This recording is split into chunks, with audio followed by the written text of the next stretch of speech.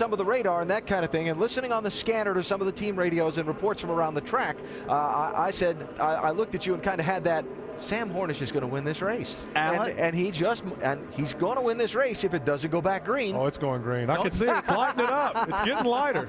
Don't be backtracking on me now. I'm not backtracking. All right, I won't pull a Brad on you. I'll stand on my guns.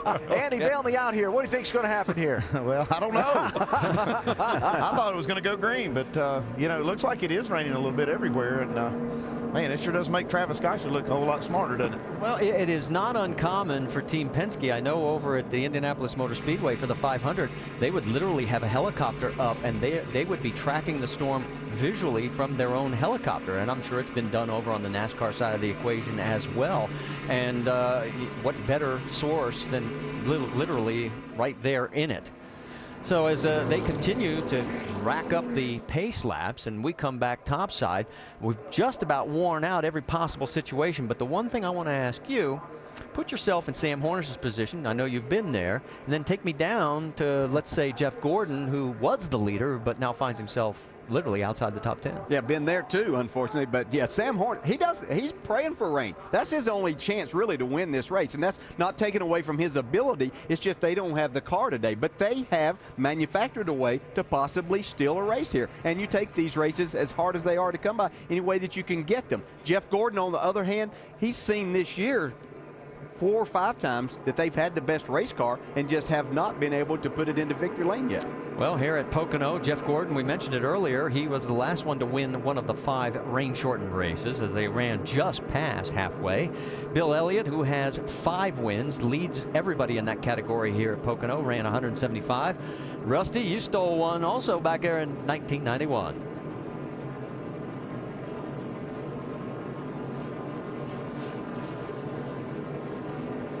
Lost us. Friends, 23 laps to go, and we were talking about rain-shortened races, and if you were in Sam Hornish's position as well as Jeff Gordon's, and during that conversation is when we disappeared, and you can now notice we are in our second red flag situation. They have pulled the cars but left the drivers inside the cars. Let's go back to this graphic because I don't think anybody at home got to see it. We've had 5 rain-shortened races, Jeff Gordon being the latest to pull that. Bill Elliott, who has the most wins here with 5 at Pocono. And Rusty, you're even in this mix back in July of 1991. How did you end up pulling this number off? What did you do? Stay out? Come in? How'd it work? Come on, Marty. Now, you know me. I had a good car. I had a good crew chief. I had 4 good tires. But that particular race, I think I had Dale Earnhardt Sr. pushing me around the track for about 6 or 8 laps trying to save some fuel. I'll never remember that. Earnhardt pulled up behind me. He pushed me and pushed me and pushed me. My motor wasn't running. And when we got ready to go back green, he let off, and I ended up winning the race. Pretty exciting way to do it. We had a good car all day long. Now, wait a minute. You said you'd never remember that. Didn't you mean to say you never would forget that? Because you did remember it. So you like that play-by-play, did you? I do remember that. It was pretty strange that day. I think Andy really remembers that one also. Yeah, that was kind of a strange little deal right there. But 91 was a good year for us. I was Harry Gant's crew chief, and you know we had some good runs. We didn't win a race here that year, but I mean, Rusty was incredible here. He's hard to beat. Well, and I want to go back to, I don't know if you all saw this. We were talking to DJ. You've been in both of these situations with Sam. You were in that position. And then let's talk about Jeff Gordon back in 11th right now. Yeah, and there's just nothing. I mean, Jeff Gordon was in a situation, and his crew, you can't sit here and say, okay, it's absolutely going to rain. We've all been at Pocono enough to know when you think it's going to rain, it does it. When you think everything's going to be good, then it pours down raining. So you've got the best race car out here at this particular time. You have to come in and put tires on this thing and plan on going back to racing. So, you know, Jeff's been in this situation too, so he won't let it bother him too much if we shouldn't go back to racing. But he's going to get tired of having the best car and not winning. And let me correct myself. It's 12th that he is in. Kevin Harvick is right ahead of him there in the 11th spot. We're sitting here waiting for word from NASCAR. Obviously, we have no idea which way this is going to go. Rain still continues to fall. The mental psyche of everybody involved here, I mean, is there anything else that you can do at this point, or is it just sit around and wait like the rest of us and say, yeah, you can't control it. It is what it is. I mean, you're sitting there looking at your watch.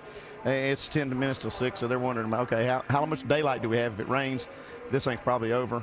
And like I said, Sam Hornish is sitting there praying for rain. And Jeff Gordon and all the other guys that have better cars are just hoping that it'll dry out. And it's still, I don't see enough rain to take the track away from us where we couldn't get it back green? To answer that question, sunsets at 8:14 p.m. Okay. So I know how you know that. Yeah. There's Mark Martin. And Mark's refueling Got himself. my power bar ready to go. Well, that's a good way to handle things. Just sit back and take a little tasty break there. There's Jamie McMurray. Looked like he went through a drive-through and got him a drink somewhere.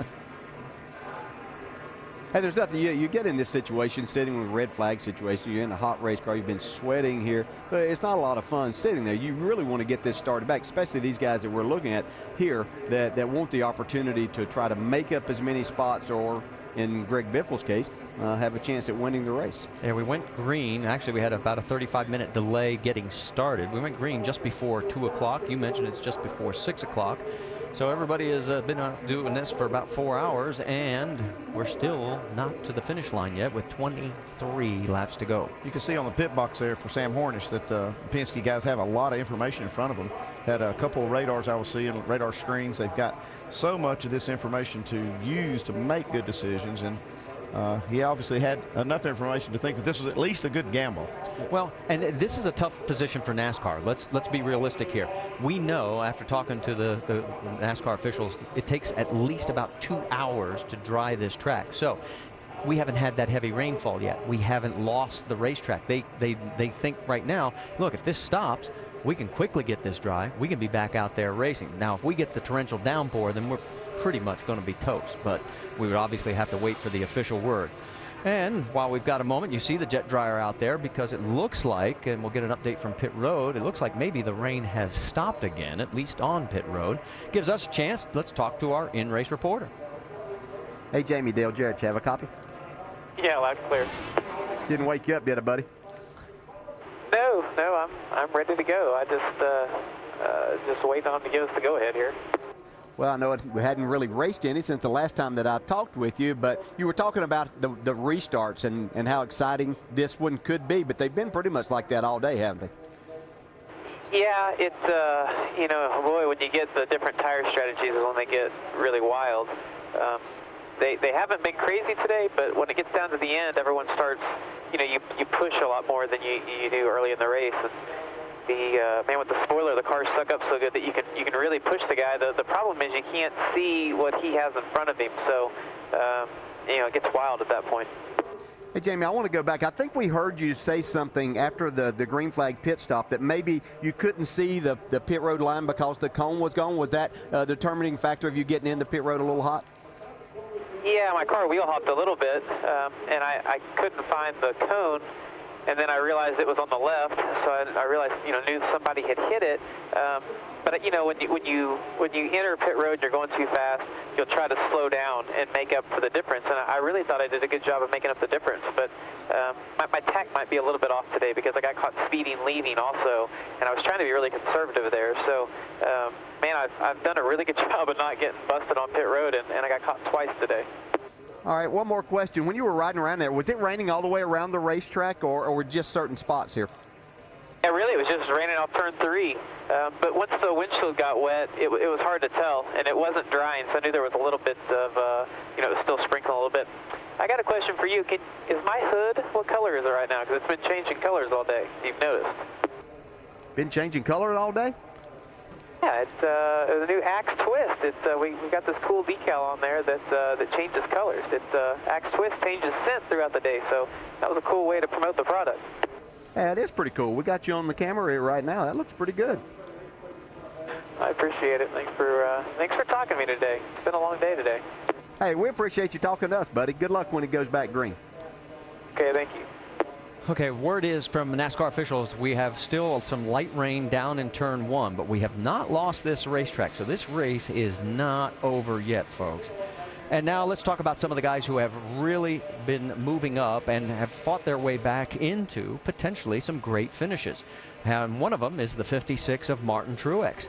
He is right now in that 7th position, and he's got a pit crew of, shall we say, some diverse individuals. We'll talk a little bit more about that. Take a look at the graphic that we have to show you first on how Martin's pit time comparison with Greg Biffle. Yeah, you want to see a good two-tire stop, 5.9. That's a great two-tire stop, you can see.